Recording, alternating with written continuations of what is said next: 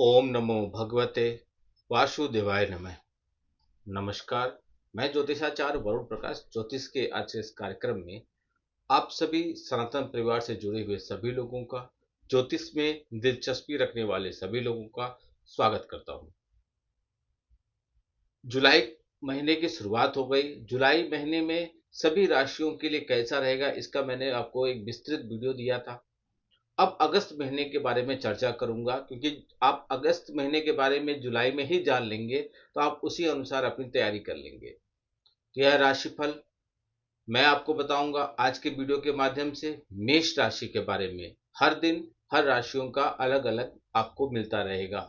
आज मेष है, कल वृषभ राशि, ऐसे क्रम से आपको 12 दिन में 12 राशियों का मिल जाएगा। मेष राशि वाले आप लोग शनि के साढ़े साथी के प्रभाव में हैं। और सबसे पहले इस महीने में ग्रहों की क्या स्थिति है और आपके राशि पर ग्रहों की क्या स्थिति है और उसका कैसा प्रभाव पड़ेगा, यह मैं इस वीडियो के माध्यम से बताऊंगा।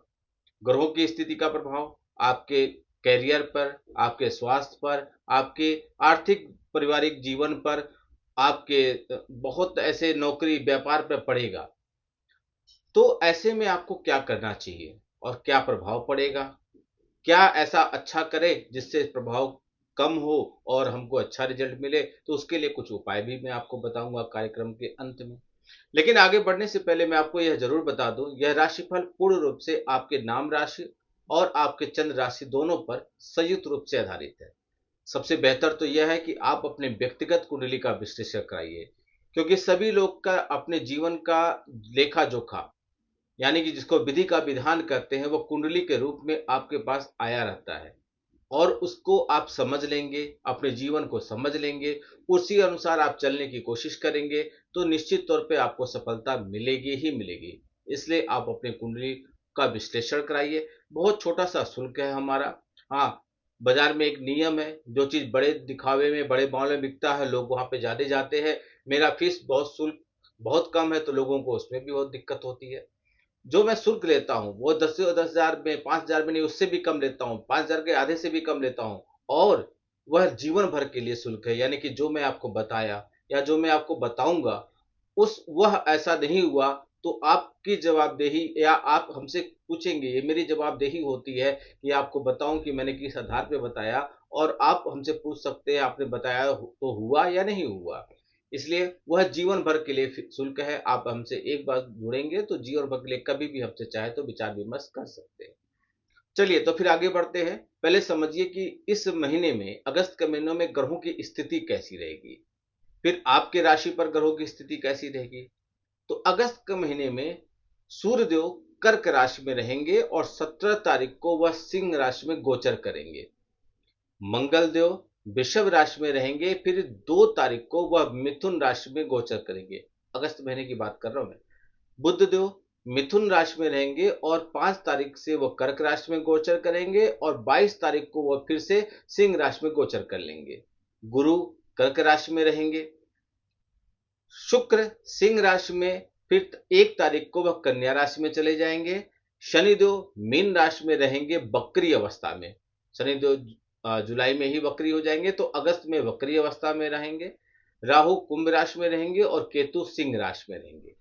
यह रहेगी ग्रहों की स्थिति सभी राशियों के लिए। अब आपके ऊपर कैसा प्रभाव पड़ेगा और आपके राशि के अनुसार ग्रहों की स्थिति क्या रहेगी, वह समझिए सबसे पहले, क्योंकि इसी आधार पे बताया जा सकता है। बहुत लोग कहते हैं कि आप वीडियो बहुत लंबा बोलते हैं, बहुत ज्यादा बताते हैं। तो भैया, आप स्किप करके देख सकते हैं, लेकिन जो लोग जिज्ञासु हैं, जो लोग समझना चाहते हैं, जो लोग समझना चाहते हैं किस आधार पे बताया गया, उनको यह बताना आवश्यक होता है कि ग्रहों की स्थिति क्या है और इसका प्रभाव कैसा पड़ेगा। तो ग्रहों की स्थिति के हिसाब से यह महीना मेष राशि के जातकों के लिए उतार चढ़ाव से भरा रहेगा, क्योंकि आप शनि के साढ़े साथी के प्रभाव में भी हैं। मेष राशि के लिए अगस्त का महीना राहु एकादश भाव में रहेंगे। अभी इसके पहले जो बताया था वो सभी के लिए था ग्रहों की स्थिति। अब आपकी राशि के अनुसार था, राहु आपके एकादश भाव में रहेंगे, केतु पंचम भाव में, देवगुरु बृहस्पति चतुर्थ स्थान में और शनि द्वादश भाव में बने रहेंगे। इसके परिणाम स्वरूप आर्थिक तौर पर उतार चढ़ाव आपके साथ बने रहेंगे। आमदनी तो आपकी होती रहेगी, लेकिन खर्चे भी लगातार आपके बने रहेंगे। पारिवारिक जीवन में सुख शांति बने रहने की संभावना है और घर के बड़े सदस्यों का आशीर्वाद आपको मिलेगा। भाई बहनों से कुछ बातों पर अनबन हो सकती है। जब भी आप कोई कम्युनिकेशन करें, उनसे विचार विमर्श करें या वार्तालाप करें, तो इस बात का ध्यान रखिए कि ऐसे शब्दों का मत इस्तेमाल कर दीजिए जो आप अनजाने में तो कर रहे हैं लेकिन सामने वाले को गलत लग सके। महिला जो लोग हैं, ऐसे जातकों से आप सावधानी से पेश आइएगा। यदि आप महिला हैं तो आप पुरुषों से सावधानी से पेश आइएगा, अन्यथा झगड़ा या गलत व्यवहार होने की संभावना बनी रहेगी। प्रेम संबंधों के लिए यह महीना शुरुआत में कमजोर रहेगा।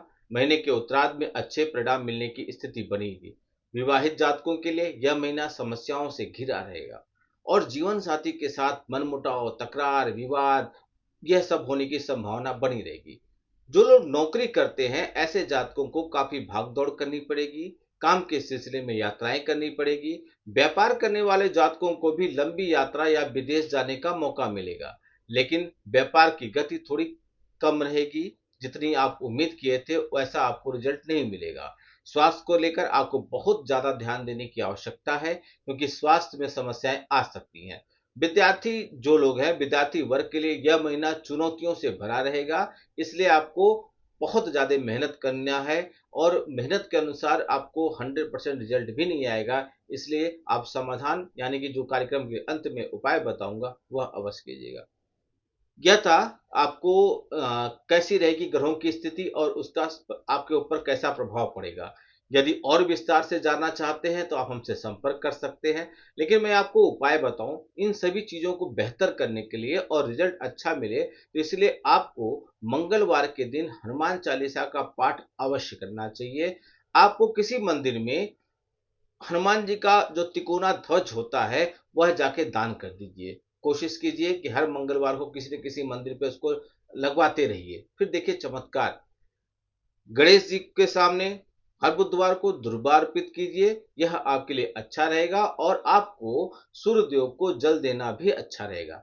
यदि यह चार उपाय आप ईमानदारी से करते हैं, बहुत महंगा उपाय नहीं है लेकिन छोटे छोटे ये टोटके होते हैं, ये मेडिसिन का काम करते हैं। जैसे आपको सर दर्द हुआ तो आप एक दवा लेते हैं और खाने के बाद ठीक हो जाते हैं, ऐसे यह उपाय काम करते हैं। जब परेशानियां आती हैं तो हम उपाय करते हैं और हमको तुरंत उसका सोल्यूशन मिल जाता है और रास्ते मिल जाते हैं, समस्याएं कम होती हैं। लेकिन कई बार कैसे लोग भी होते हैं जो एक बार उपाय कर लेते हैं, थोड़ी शांति मिलती, फिर बाद में फोन करते हैं गुरुजी फिर ऐसे हो गया।